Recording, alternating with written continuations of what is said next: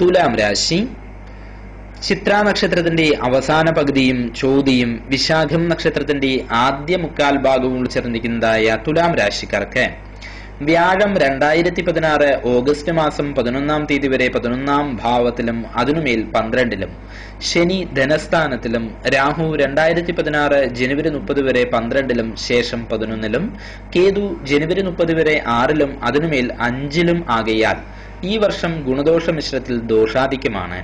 വർഷം പകുതിക്ക് ശേഷം കൂടുതലായുള്ള ശ്രദ്ധ വേണ്ടതായുണ്ട്.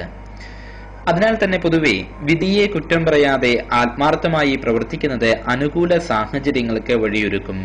കുടുംബത്തിലെ അംഗങ്ങളുമായി വാക്തർക്കങ്ങൾക്ക് പൊതുവെ സാധ്യത കാണുന്നു.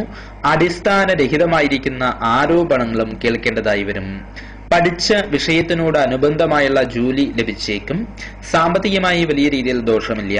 കാരണമില്ലാതെ മനസ്സ് അസ്വസ്ഥമായേക്കാം.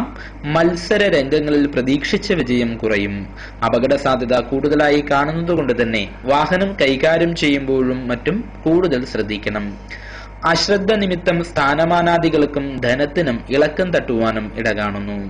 ദോഷപരിഹാരാർത്ഥമായി ആഞ്ജനേയ പ്രീതികരമായിരിക്കുന്ന കർമ്മങ്ങൾ അനുഷ്ഠിക്കുന്നത് ഗുണം ചെയ്യും.